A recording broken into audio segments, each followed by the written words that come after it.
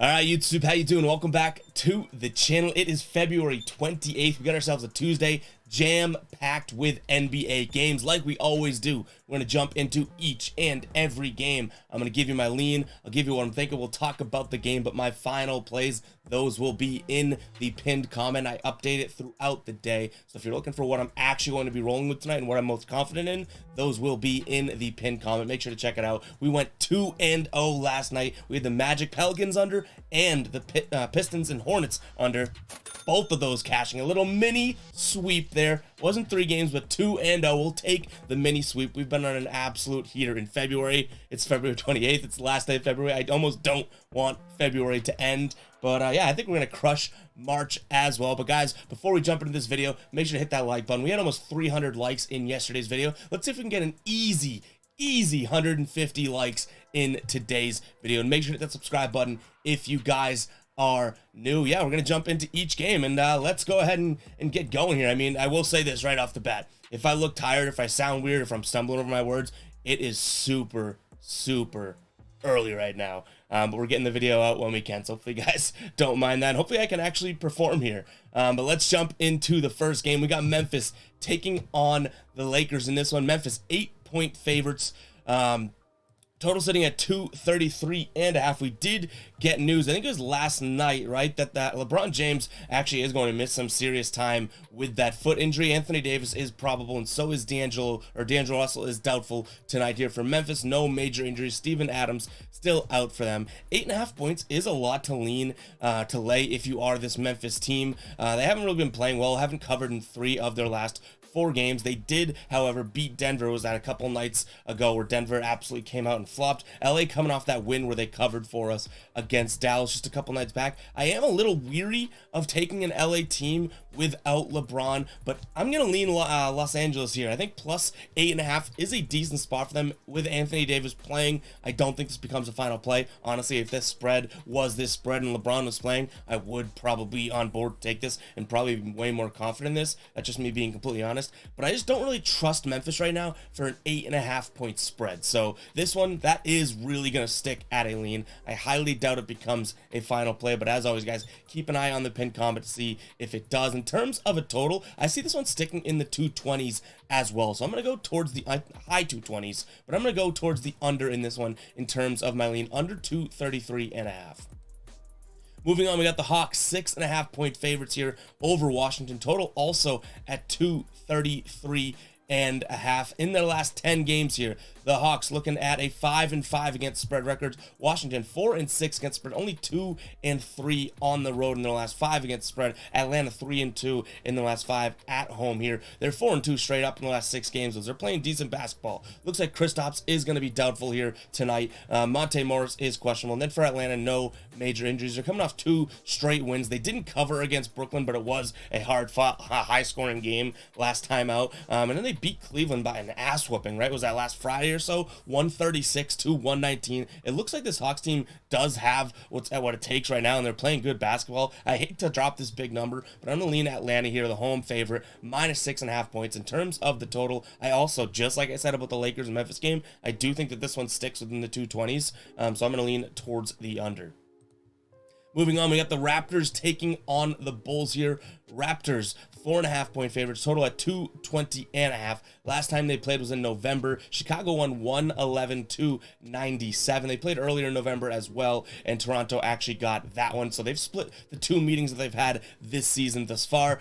Toronto 4-6 against spread in their last 10 games, same as Chicago here, but Chicago has been struggling on the road. 0-4 against the spread in their last 4 games on the road. And Toronto looking okay at home, 3-2 against the spread. That being said, I don't think that 4.5 points should be the line here. I think that this one probably should be more or less a Toronto -2, -2.5 type of thing. So just mathematically, I am going to lean towards Chicago here very slightly. I wish I didn't have to do it. I just don't really trust that this is a Toronto team that should be laying, 5 points. Fred VanVleet's still questionable. If he gets upgraded to probable or is going to play again, it's really early as I'm recording. If he gets upgraded to probable, I think I obviously start to, kind of lean slightly more towards Toronto here. But Fred VanVleet missing last game. The Raptors absolutely looking like nothing. They haven't scored 100 points in 2 games. I don't think that they deserve to be laying, 5 points to any team. So I'm going to lean Chicago for now. In terms of a total, 220.5, I'm leaning towards the under. I know that seems crazy. That's a very, very small number, 220.5. Any NBA team can do this, but like I just said, it doesn't seem like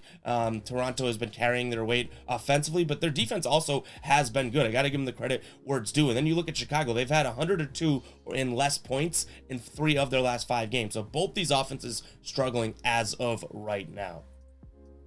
Moving on to Milwaukee taking on Brooklyn. Brooklyn 5.5 point dogs. I know the graphics is 5, but 5.5 point dogs on most books now at home here. Total sitting at 227. This Milwaukee team, obviously, if they are healthy, are the play here. Giannis is upgraded to probable. I assume that he's going to play. This Brooklyn team has been struggling. I do not see a world in which Milwaukee cannot win by 5 or 6 points, right? So I'm going to lean towards Milwaukee right off the bat. Again, if Giannis is to be playing. In terms of a total, 227. This is one that I actually do see a pretty sharp line on, if I'm being completely honest. I don't think that neither one of these offenses looks like it's been exploding as of late. Milwaukee's only scored 120 plus, or Brooklyn's only scored 120 plus once in their last 5 games here, and Milwaukee's only done it twice in the last 5 games here. So you have a pretty sharp line here, 227.5. I hate to do it because I'm probably jinxing myself because we're doing it all through the board thus far, but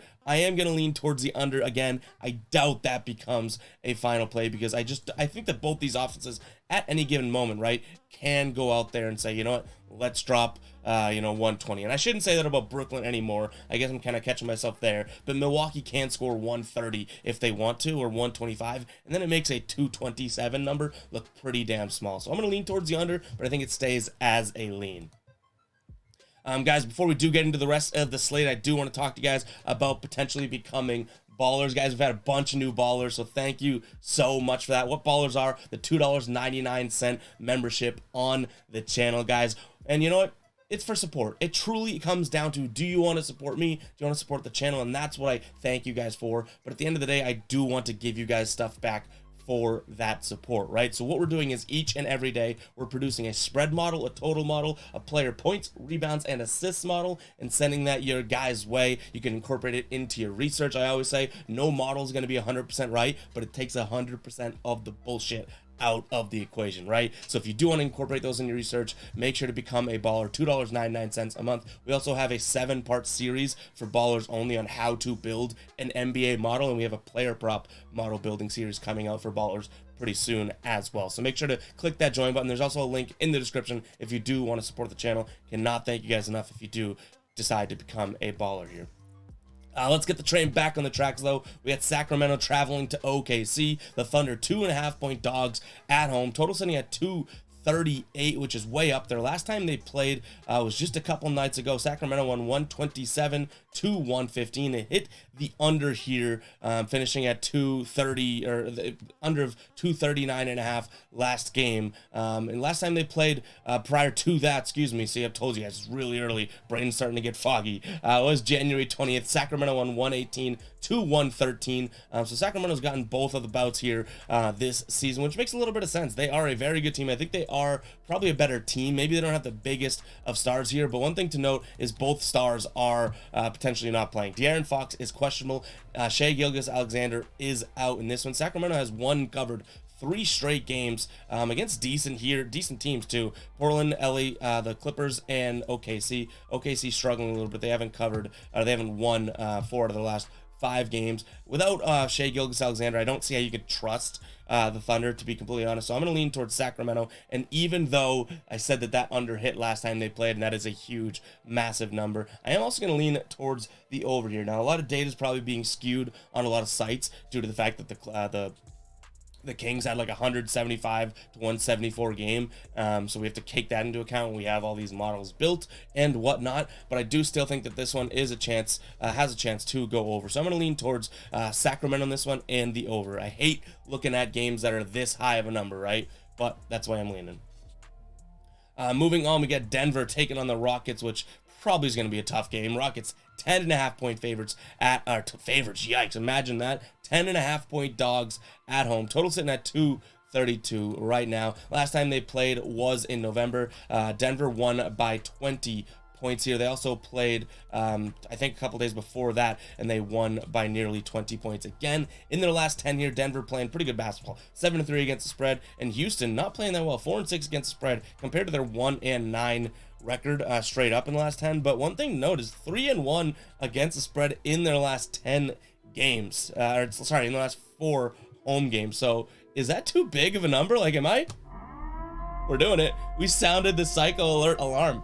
I'm leaning Houston plus 10.5 points. It's absolutely stupid. It's crazy. But I do think 10.5 points just seems like a lot of points for a Houston team that clearly is keeping games close, at least in the last 5 games. They're keeping games close at home. Looks like Jamal Murray and Aaron Gordon both questionable here as well. No major injuries to note for Houston. In terms of total at 232, I also like the under here. Guys, I mean, unless I get some crazy research throughout the day, I don't think Denver plus 10.5 becomes a final play, but keep an eye on the pinned comment. You never know. I've done crazier things, and somehow everything we're touching right now is turning into a winner. So who knows? Who knows? I got the power right now. I don't know how long it'll last for. I got to use it when I have it. Next up, we got Indiana taking on Dallas here. Pacers traveling to Dallas as 7.5 point dogs. Total 236.5 right now. In their last 10 here, the Pacers 6-4 against the spread, 2-1 on the road in their last 3. Dallas at home in their last 4 games, 1-2-1 against the spread. They are 5-4-1, so they do have a positive against spread record in their last 10 games here. But in their last 5, they're 1-4 against the spread, so not playing too great. Definitely post trade either. This Indiana team, I think it's a lot of points to give. In terms of injuries, no major injuries on the Indiana side of things, and Maxi Kleber now upgraded to questionable. He's missed some time on the Dallas side of things. I do think he can make some difference here, but I think this is a lot of points. 7.5 points is a lot to give an Indiana team that's proved that they can keep it close with a lot of good teams. Losing to the Celtics by just 4 points when they're 8-point dogs here just a couple nights back. Miami, they were 6.5 point. I think that was 2 weeks ago. Miami 6.5 point dogs. They end up losing that game, but only by 5 points. Playing against just a couple decent teams as of late and keeping the game pretty close. So I do think that this Indiana team is turning into a team that can keep it close. Maybe they don't get the job done at the end of the day, but 7.5 points seems like a little bit too much to lay if you are asking me. In terms of the total here, 236.5. I really like the under in this one as well. I think this one could stay in the early 230s at the very most, and then maybe potentially even 229 or so. All right, San Antonio traveling to Utah. Utah 9-point favorites at home. Total sitting at 235.5. Last time these two teams played was just a couple nights back. Utah won by 16 points. I cannot read my own notes here. 118 to 102. They're 10.5 point favorites. They covered that one. But if you look at back in December, the Spurs actually won a game in which they're 4.5 point dogs, 126 to 122. And Utah hasn't been playing that great at home. 2-4 in their last 6 games at home. Now, luckily for them, they're playing a team that is 0-10 in their last 10 games, 1-14 against the spread in their last 15 games. This is a huge, big old number, but I just don't necessarily see how you can trust the Spurs. And I'm saying that with no Jordan Clarkson, he's out, and then also Colin Sexton is still out here, but I just don't see how you can trust the Spurs team. They're bad. So I'm going to lean towards Utah. I don't love it. It puts a bad taste in my mouth, if we're being completely honest, but I cannot trust the Spurs team. Leaning Utah here. And then in terms of the total, yeah, you guessed it, another under. I feel like there's only a couple overs that I like, and one of them is a crazy over with the Kings and Thunder game. We're coming up on the next over lean in a second, but this is a big under day for me in terms analytically and what I'm seeing on the board. So I definitely looking to cash some unders today because we do have a lot of under leans. We cashed 2 unders last night. There's nothing wrong with the under. I tell you guys a lot. Do not fear the under. People like to bet overs, but you can win with unders too. Let's keep it moving here. We got Minnesota taking on the Clippers. Clippers 6-point favorites. Total sitting at 233 right now. These two teams played in early January. Minnesota won as they were 5-point favorites, and I was like, I remember this game being like, that's a lot of points to lay if you're the Minnesota laying it to the Clippers here. Well, Minnesota won 128 to 150. And they also played back in December, December 14th to be exact. 99-88 was the final score. Clippers won that one. So you have a tale of two different games there. In the last 10 games here, the Clippers 5-5 against the spread, but at home only 1-3 against the spread. In terms of their last 5 games on the road, Minnesota 2-3 against the spread. I do think that that's a lot of points. I'm gonna go Clippers plus the points, and drum roll. I don't have a drum roll. I think this is similar to a drum roll, right? Drum kick.